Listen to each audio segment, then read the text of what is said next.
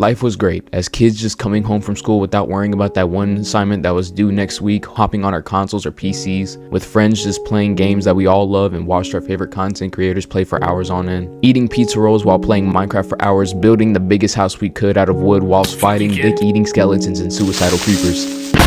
GTA doing cheat codes and jacking people's cars, earning 5 stars because you were black. Call of Duty trying to hit 360 no-scopes in Nuketown, trying to get in FaZe or playing zombies for hours. Or later on Prime Fortnite having our hearts racing in the last storm circle trying to get that first victory royale, to brag to our friends about the next day at school, or using our parents' social security card to buy the coolest skin in the item shop to beat the default skin allegations. Video games serve as a peak time in our lives as children in this age of technology, and cured boredom and sadness for most of us, and fulfilled every moment with good and memorable times. But things are starting to feel like they're changing, and we're getting older now.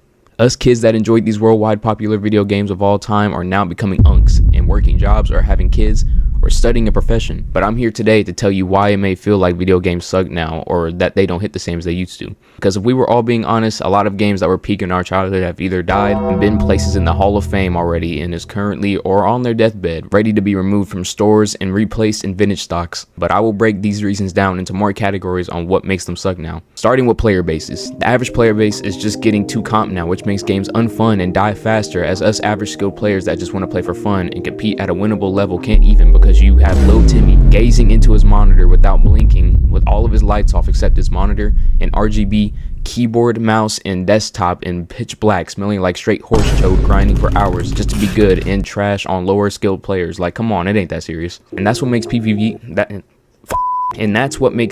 games die faster, because of the competitive scene. Now, one can argue that they may be ranked play for a reason, but I'm talking about games like Fortnite or Rocket League or Mortal Kombat, where people do these inhumane like bullshit that makes no sense on how they should be able to do it. Whether that being doing quadruple edits to a 200 pump, or a triple reset into a cancel musty double tap, or combos that do 90% damage to your health bar without you getting a single lick back. Like, this shit just makes the game unfun and ruins it. Let us be trash in peace and have fun trying. The next reason why video games die faster is the developers, and yes, I'm talking about you, Epic Games. Now, the developers are truly the ones who can make or break a game, because they created the game in the first place. They can make a hit video game that becomes popular around the globe, and they either get too stingy trying to push out more unwanted collabs and DLCs, trying to constantly change the game and to make it something it's not and take away its original charm. Not saying any names, or up the prices on in-game currency and requirements to get upgrades or rewards, or pushing out the same game every damn year with zero changes at all to it but the rosters. Still not saying any names, but you know. All in all, when a game does good and actually gains players' hearts and excitement, the developers just get caught up in all the numbers and ruin it all by changing it to their liking instead of listening to the people that made it popular in the first place. And I hope to see these companies go broke for doing it. Like, listen to your fans and you won't disappoint. Now, there are some players that bitch and moan over things, but like, come on. Everyone has something to say about a popular game, but it's mainly just the higher ups that they listen to more, like content creators. But yeah, another reason is that we're just getting older, man, and we're getting busier as the years go. We no longer have the time to just chill at home and play with friends as much as we used to. We're either working 9-to-5s or focusing on school, doing college level classes, studying our professions and majors,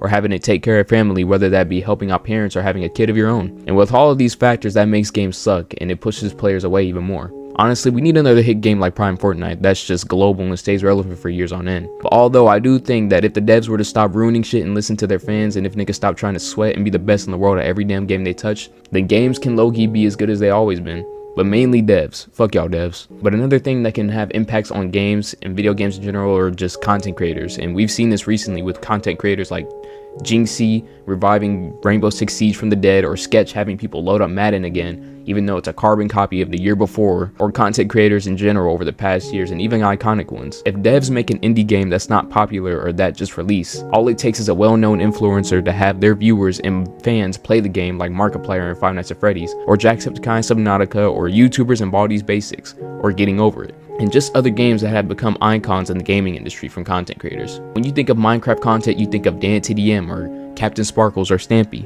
Or when you think of Call of Duty, you think of FaZe Clan. Or when you think of Fortnite, you think of Ninja or TSM, C-Day, Fearless. Just all in general, content creators have the power to make a game popular and turn nothing into something, or boost a game's popularity to make it bigger than it really is. But I don't know, games die hella fast these days, and we just wait for the next new thing each time after the hype dies down. But developers have the power to create something generational, and we do too, as long as it's done right and nobody fucks it up.